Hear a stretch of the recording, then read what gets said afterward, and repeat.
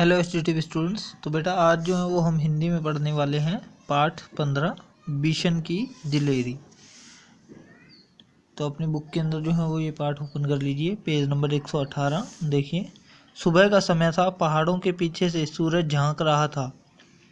10 वर्ष का बिशन घर से बाहर निकल आया। वह रोज इसी समय इसी रास्ते से कर्नल दत्ता के फार्म हाउस पर जाता है। कर्नल दत्ता की पत्नी पढ़ाई में उसकी मदद करती हैं। फार्म से लगे सेबों के बाग में कीटनाशक दवा का छिड़काव हो रहा था और बहुत तड़के काम शुरू हो जाता था। बिशन पगडंडी से अभी सड़क तक आ ही रहा था कि उसे गोली चलने की आवाज़ सुनाई दी। उसने इधर उधर देखा, कोई भी दिखाई नहीं दिया। वह कुछ ही दूर चला था कि उसे फिर गोली चलने की आवाज़ सुनाई दी।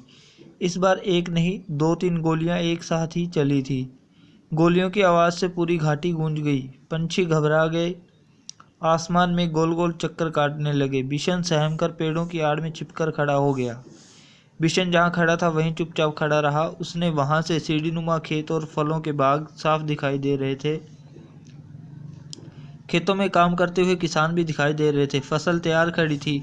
सुबह की हल्की धूप में खेत सुनहरे दिखाई दे रहे थे। बिशन अभी सोच ही रहा था कि गोली किसने और क्यों चलाई होगी, तभी एक और गोली की आवाज़ आई। एकाएक बिशन को गोली चलने का कारण समझ में आ गया। जब फसल पक जाती है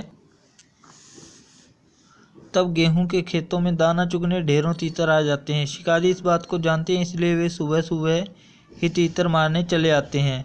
पिछले साल भी शिकारियों ने इसी तरह बहुत से तीतर मारे थे। कुछ तीतर तो वे उठा ले गए, बाकी को वहीं छोड़ गए। खेतों को काटते समय किसानों को बहुत से मरे और जख्मी तीतर मिले। बिशन ने सोचा, कितना दुख पहुंचाने वाला काम करते हैं ये शिकारी। वह समझ गया कि शिकारी ही तीतरों पर गोलियां चला रहे हैं, इसलिए वह पेड़ों के पीछे से निकलकर खेतों के किनारे किनारे चलने लगा। वह चलते चलते सोच रहा था कि इन शिकारियों को सबक सिखाया जाना चाहिए, लेकिन उन्हें कैसे सबक सिखाया जाए यह उसकी समझ में ही नहीं आ रहा था। तभी उसके पाँव के पास सरसराहट सी हुई। उसने देखा एक घायल तीतर गेहूं की बालियों के बीच फंसा झटपटा रहा है। बिशन वहीं घुटनों के बल बैठ गया। उसने घायल तीतर को पकड़ने के लिए हाथ बढ़ाया, लेकिन घबराया हुआ तीतर छिटक कर खेतों के और अंदर चला गया।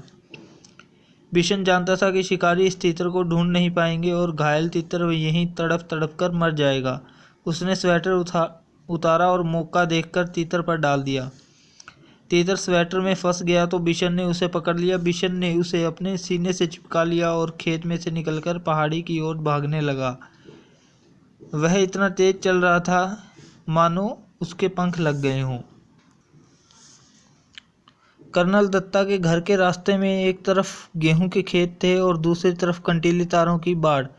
बिशन वैसे तो कंटीली तारों की बाड़ में से होकर निकल सकता था, परंतु इस समय वह दोनों हाथों में से तीतर को पकड़े हुए था। तीतर को संभालना बहुत जरूरी था, इसलिए वह खेतों के साथ साथ छिपकर चलने लगा ताकि शिकारी उसे देख न ले। वह कुछ ही दूर गया कि पीछे से भारी सी आवाज़ आई, लड़के रुक जा, नहीं तो मैं गोली मार दूंगा।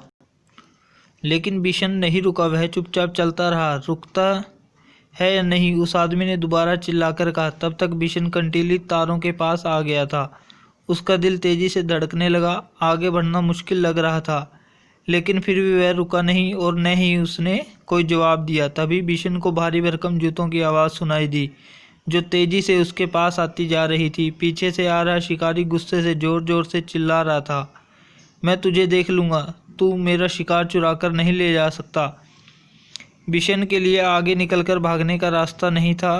अगर वह सड़क से जाता तो शिकारी को साफ दिखाई दे जाता, इसलिए उसने खेतों के छोटे रास्ते से जाना तय किया। खेतों से आगे के रास्ते में कांटेदार झाड़ियाँ थीं। बिशन उसी रास्ते पर घुटनों के बल चलने लगा।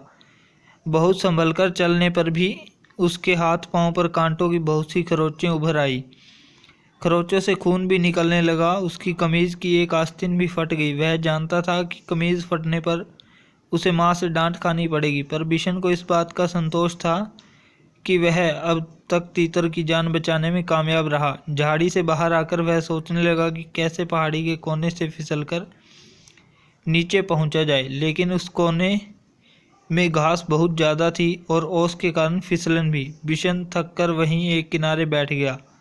अभी वह बैठा ही था कि उसे पाँव की आहट सुनाई दी। आहट सुनते ही वह उठकर दौड़ पड़ा।